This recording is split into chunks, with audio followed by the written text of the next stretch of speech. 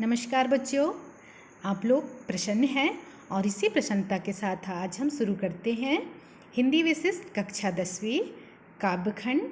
प्रस्तुतकर्ता मैं अंजलि सिंह, उच्च माध्यमिक शिक्षक एवं DRG हिंदी, जिला अनूपपुर।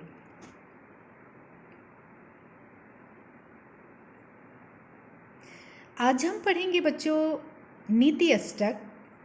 और नीति अष्टक के कवि कौन हैं? भारतेंदु हरिश्चंद्र। भारतेंदु हरिश्चंद्र आधुनिक काल के प्रादुर्भाव करता है। उन्होंने नीति अष्टक लिखा है, उसको पढ़ें हम। इसके पहले कवि परिचय पढ़ लेते हैं। जीवन परिचय। भारतेंदु युग के प्रवर्तक भारतेंदु हरिश्चंद्र का जन्म सन 1850 ईस्वी में काशी के संभ्रांत वैश्य परिवार में हुआ था। हरिश्चंद्र में जन्म से ही कवि बनने की प्रतिभा थी। एक बार जब वह 7 वर्ष के थे, पिताजी ने एक दोहे की प्रथम पंक्ति देकर उसे पूरा करने को कहा, ये जानने के लिए कि इसमें कविता करने की क्षमता है और कितनी है। बालक ने तुरंत ही उस दोहे को पूरा कर दिया। जो दी गई पंक्ति थी वो था, पहले उन्होंने कहा था कि लय बेओढ़ा ठाड़े भये श्री अनिरुद्ध सुजान। तो उस बालक ने इस पंक्ति को देखकर तुरंत ही उसको पूरा किया। और उनकी पंक्ति क्या थी? बाणासुर की सेन को हनन लगे भगवान। कितनी अद्भुत क्षमता, विलक्षण शक्ति सुना दी। इससे प्रसन्न होकर पिताजी ने भविष्य में महाकवि बनने का आशीर्वाद दिया। उन्होंने घर पर ही उर्दू, फारसी, बंगला, मराठी, अंग्रेजी आदि भाषाओं का अध्ययन किया। इन्होंने अनेक पत्र पत्रिकाओं का संपादन किया और 34 वर्ष 4 माह की अल्पायु में ही ये 6 रोग से पीड़ित होकर साहित्य सेवी 1885 ईस्वी में ही इस संसार से विदा हो गए। फिर आगे है रचनाएं। साहित्य जगत को जो इनकी देन है वो निधि क्या है? भारतेंदु जी साहित्य के सच्चे सेवक थे, अतः वे साहित्य की एक विधा से बंधे नहीं रहे। उन्होंने साहित्य के सर्वांगीण विकास के प्रयत्न किए। उनकी रचनाओं को निम्नलिखित भागों में विभक्त किया जा सकता है। कौन कौन से ये भाग हैं? भक्ति एवं नीति, श्रृंगार परक, हास्य प्रधान, राष्ट्रीय चेतना प्रधान, नाटक, काव्य साहित्य, आलोचना और निबंध। तो सबसे पहले हम भक्ति एवं नीति को देखते हैं। क्या लिखा है उन्होंने? भक्ति सर्वस्व दान लीला प्रेम माधुरी, तन्मय लीला, प्रेम तरंग, प्रेम अलाप, प्रलाप, नीति अष्टक आदि भारतेंदु के भक्ति प्रधान कविता संग्रह हैं। तो नीति अष्टक जो हम पढ़ने वाले हैं ये भक्ति के अंतर्गत आता है, भक्ति एवं नीति के अंतर्गत। श्रृंगार परक में क्या है? प्रेम सरोवर, प्रेम फुलवारी, सतसई, श्रृंगार, प्रेम माधुरी, मधु, मुकुल आदि। और हास्य प्रधान रचनाएं भी इन्होंने लिखी हैं। तो इनमें से क्या है? इन रचनाओं में हास्य और व्यंग्य की कविताएं हैं, जैसे बकरी बिलाप, बंदर सभा आदि। फिर राष्ट्रीय चेतना प्रधान कविता भी भारतेंदु जी ने लिखी हैं। तो क्या है ये? विजय वैजयंती, भारत वीरत्व, नए जमाने की मुकरी। नाटक में उन्होंने लिखा है भारत दुर्दशा और चंद्रावली नाटिका इनके प्रमुख नाटक हैं।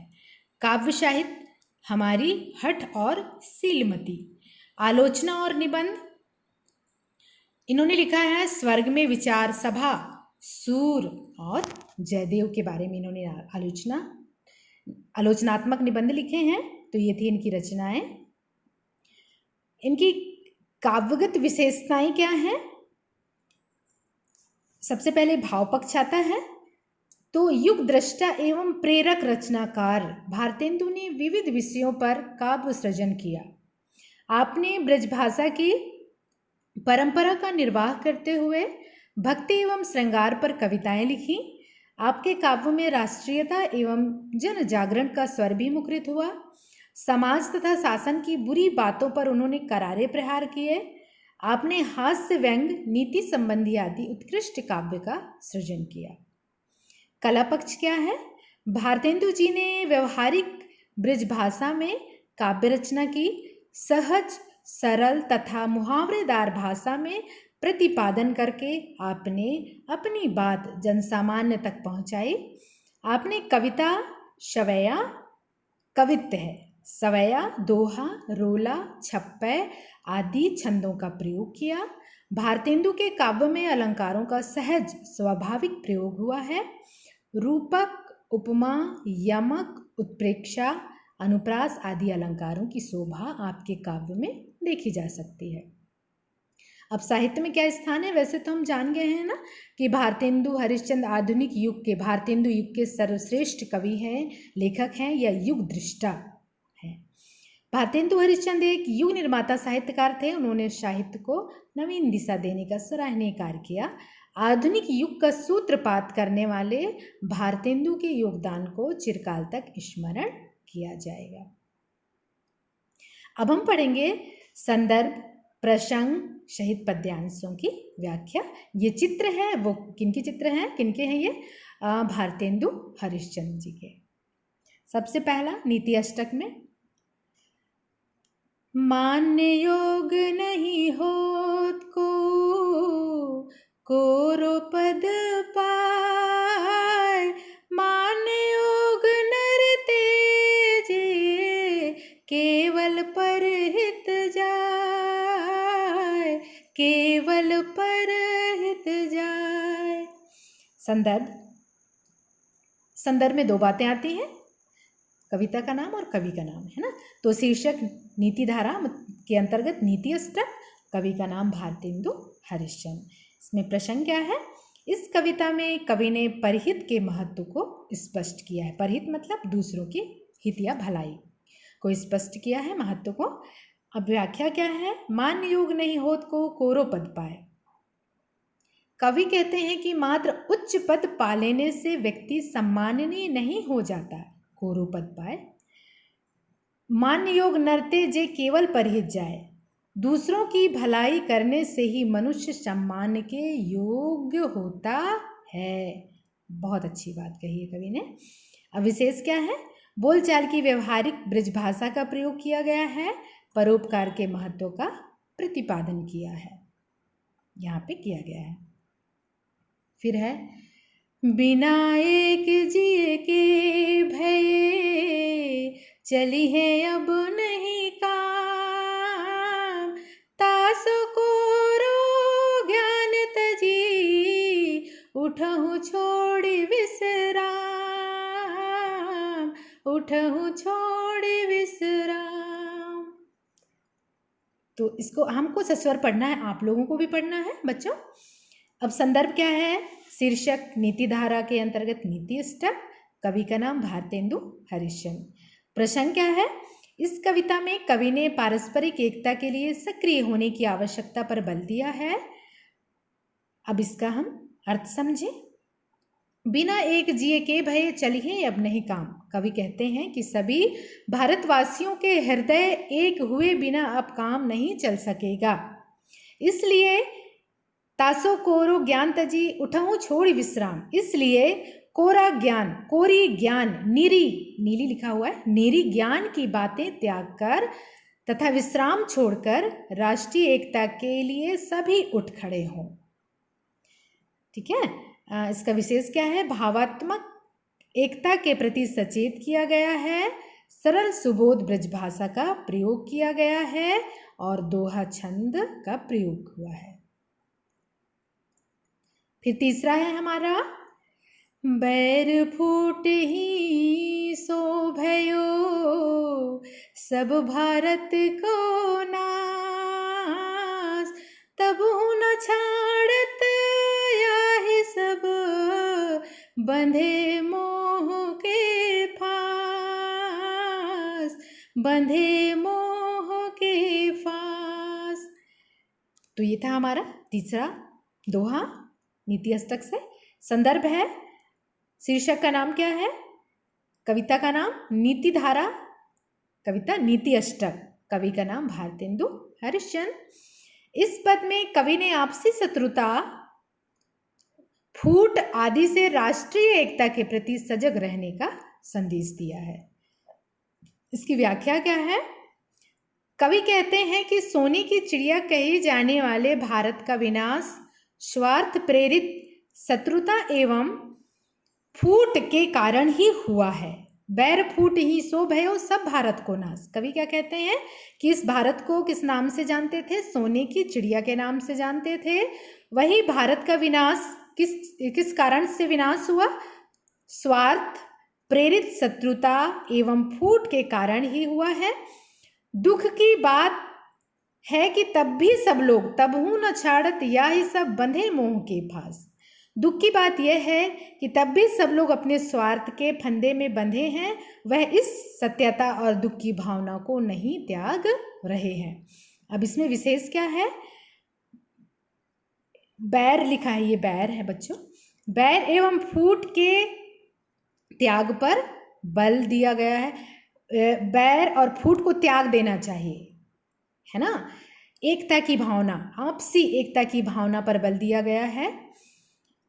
इसमें अलंकार है अनुप्रास अलंकार, जहाँ पे एक ही वर्ण की आवृत्ति बार बार होती है उसे अनुप्रास अलंकार कहते हैं। और छंद का नाम दोहा है, दोहा छंद है। फिर हमारा आता है चौथा दोहा नीति अष्टक से। कोरी बातन काम कछु चली है नाहिन मीत, तासूठी मिली के कर हो बेग परस पर प्रीत, बेग परस पर प्रीत। अब इसका संदर्भ क्या है बच्चों? एक बात हम बता दें कि पूरे कविता का किसी भी एक पाठ को जब हम पढ़ रहे हैं तो उसका पूरे पद का एक ही संदर्भ होता है, हर बार प्रसंग बदल जाता है। तो संदर्भ क्या है? प्रस्तुत तो पद हमारी पाठ्य पुस्तक के नीति धारा पाठ के नीति अष्टक शीर्षक से लिया गया है। इसके कवि भारतेंदु हरिश्चंद्र हैं। संक्षेप में क्या बताएंगे संदर्भ को? कविता का नाम नीति अष्टक, कवि का नाम भारतेंदु हरिश्चंद्र। इस प्रसंग क्या है?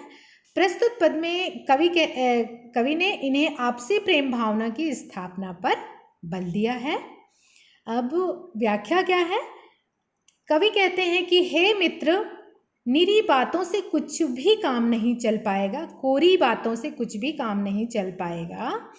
हे मित्रों, हे मेरे भारतवासियों, निरी बात, कोरी बातों से कुछ भी काम नहीं चल पाएगा, इसलिए तासु उठी मिली के करहूँ बेग परस्पर प्रीत। इसलिए सभी तुरंत उठ खड़े हों और आपस में मिलकर प्रेम भाव में बंध जाएं।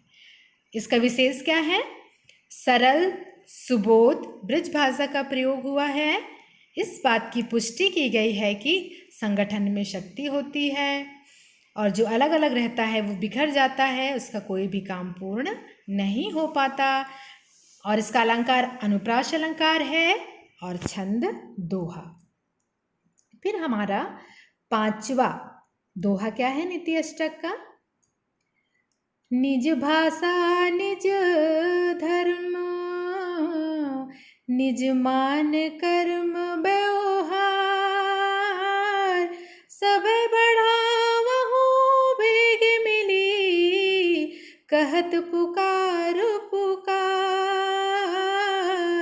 कहत पुकार पुकार। फिर संदर्भ क्या है? कविता का नाम नीति अष्टक और कवि का नाम भारतेंदु हरिश्चंद्र।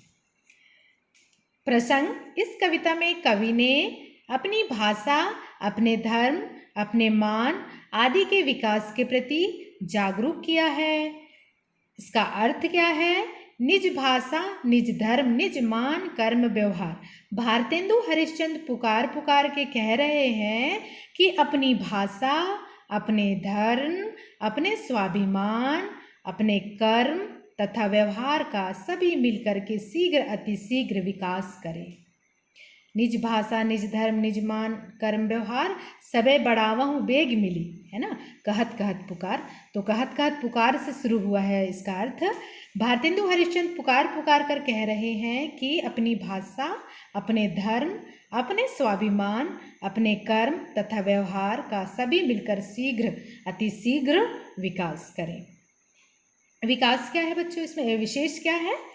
विशेष में है सरल सुबोध ब्रज भाषा में राष्ट्रीयता का संदेश दिया गया है अलंकार पुकार, पुकार में पुनरुक्ति प्रकाश अनुप्रास अलंकार है और छंद दोहा है। फिर है हमारा छठवां दोहा भारतेंदु हरिश्चंद्र जी का। करहूँ विलंब ना भ्रात अब, उठहूँ मिटावहूँ सूल, निज भाषा उन्नति करो, प्रथम जो सबको मूल, प्रथम जो सबको मूल। तो इसको आपने पढ़ लिया। अब हम इसका संदर्भ समझे। संदर्भ क्या है? संदर्भ में शीर्षक या कविता का नाम नीति अष्टक, और नीति धारा पाठ के अंतर्गत नीति अष्टक, कवि का नाम भारतेंदु हरिश्चंद्र। यहाँ क्या बताया है कवि ने प्रसंग में? कवि ने इस पद में संपूर्ण विकास का मूल आधार अपनी भाषा के उन्नति को बताया है। और व्याख्या क्या है? कवि कहते हैं कि हे भाई, भ्रात मतलब भाई होता है, विलंब मतलब देर होता है, करहूँ मतलब मत करना। कवि कहते हैं कि हे भाइयों, अब जरा भी देरी मत करो, अब तुम सभी उठ खड़े हो जाओ और सभी उन्नति का आधार जो अपनी भाषा है, हमारा विकास क्या है, हमारी विकास का आधार क्या है, हमारी भाषा, उसकी उन्नति के लिए सभी मिलकर प्रयास करो। विशेष क्या है? अपनी भाषा की उन्नति पर बल दिया गया है। सरल सुबोध ब्रज भाषा में विषय का प्रतिपादन किया गया है और दोहा छंद का प्रयोग हुआ है। फिर है हमारा सातवां पद। सातवां पद क्या है? सेत सेत सब एक से, जहाँ कपूर का पास, ऐसे देश को देश में कबहू न कीजे वास, कबहू न कीजे वास। कैसे बोला है इसको बच्चों? एक बार आप भी दोहराओ। सेत सेत सब एक से, जहाँ कपूर का पास, ऐसे देश को देश में कबहू न कीजे वास, कबहू न कीजे वास। सेत सेत सेत मतलब क्या होता है बच्चों? सफ़ेद से तात्पर्य है। कपूर और कपास दोनों का रंग कैसा होता है? सफ़ेद होता है। कुदेश मतलब बुरे देश में, कबहू मतलब कभी भी, न कीजे वास निवास। संदर्भ में शीर्षक का नाम है नीति धारा के अंतर्गत नीति अष्टक, कवि का नाम है भारतेंदु हरिश्चंद्र। इसमें कवि ने प्रश्न क्या बताया है? कवि ने इस पद्य में बताया है कि मात्र रंग के आधार पर गुण दोष का विचार किए बिना जहाँ विवेकहीन निर्णय हो वहाँ रहना उचित नहीं है। फिर है व्याख्या। कवि कहते हैं कि जिस देश में गुण अवगुण सेत सेत सब एक से, जहाँ कपूर कपास, ऐसे देश कुदेश में कबू न कीजे वास। कवि क्या कह रहे हैं यहाँ पे? कवि कहते हैं कि जिस देश में गुण अवगुण का विचार किए बिना कपूर तथा कपास दोनों को सफ़ेद रंग के एक से होते हुए इस भावना से एक समान लिया जाए कि दोनों सफ़ेद हैं इसलिए इनका गुण भी एक है, एक ही जैसे हैं, तो ऐसे बुरे देश में, मतलब जहाँ पे अच्छाई और बुराई, गुण और दोष का जहाँ पे भान ना हो, ज्ञान ना हो, जानकारी ना हो, एक समान जहाँ पे मान लेते हैं, ऐसे बुरे देश में कभी भी निवास नहीं करना चाहिए। तो इसमें विशेष क्या है? अंग्रेजी शासन पर तीखा कटाक्ष किया गया है। अलंकार पुनरुक्ति प्रकाश अनुप्रास अलंकार है और दोहा छंद है और सरल सुबोध ब्रज भाषा का प्रयोग किया गया है। हमारा आठवां पद नीति अष्टक का क्या है? इसको भी आप लोग पढ़िए। सभी दोहे हमको ये नीति परक है, ज्ञान और भक्ति से, ज्ञान जिसमें छिपा हुआ है, इसलिए इन सबको ये दोहे हमें याद होनी चाहिए, तैयार होने चाहिए और इसके भावार्थ भी पता होने चाहिए। तो पढ़ते हैं हम इसको। कोकिलवायस एक सम पंडित मूर्ख एक, इंद्रायण दाड़िम्बि से जहान अनेक विवेक, जहान अनेक विवेक। ऐसे पढ़ेंगे आप लोग। इसके बाद संदर्भ समझेंगे। संदर्भ को जानना है हमें, हम जान चुके हैं, एक बार और जानें। शीर्षक नीति धारा के अंतर्गत कविता का नाम नीति अष्टक, कवि का नाम भारतेंदु हरिश्चंद्र। प्रसंग, कवि ने इस पद में बतलाया है कि जहां अच्छे बुरे की परख ना हो, सभी समान माने जाएं, वहां समुचित विवेक नहीं होता है। कोकिल वायस एक सम, इसका अर्थ समझ लें हम। कोकिल मतलब कोयल, वायस मतलब कौआ, पंडित मूर्ख। पंडित मतलब जानकार, ज्ञानवान, विज्ञ। और इंद्रायण दाड़िम विषय, दाड़िम मतलब, इंद्रायण मतलब होता है और इंद्रायण एक कड़वा फल है, दाड़िम मतलब अनार होता है, जहां नेक और विवेक, अच्छाई और बुराई। व्याख्या है, जहां पर गुड़ी अवगुड़ी विचार न करके कोयल तथा कौवे और पंडित तथा मूर्ख का समान माना जाता हो। कड़वे फल इंद्रायण और स्वादिष्ट अनार, इंद्रायण मतलब कड़वा फल, दोनों को देखकर ये सोच लिया जाए कि इंद्रायण और ये दाड़िम दोनों एक हैं, तो स्वादिष्ट अनार के विषय में समान भाव हो, वहाँ उचित विवेक नहीं होगा, वहाँ विवेकहीनता का बोलबाला ही मानना होगा, वह प्रदेश अच्छा नहीं होता, अर्थात नहीं होगा, अर्थात वहाँ पे हमको निवास करने के लिए सोचना भी नहीं चाहिए। विशेष है यहाँ अंग्रेजों के विवेकहीन दृष्टि पर तीखा कटाक्ष किया गया है। सरल सुबोध ब्रज भाषा में विषय का प्रतिपादन किया गया है, अलंकार अनुप्रास है, छंद दोहा है और सरल सहज ब्रज भाषा का प्रयोग किया गया है।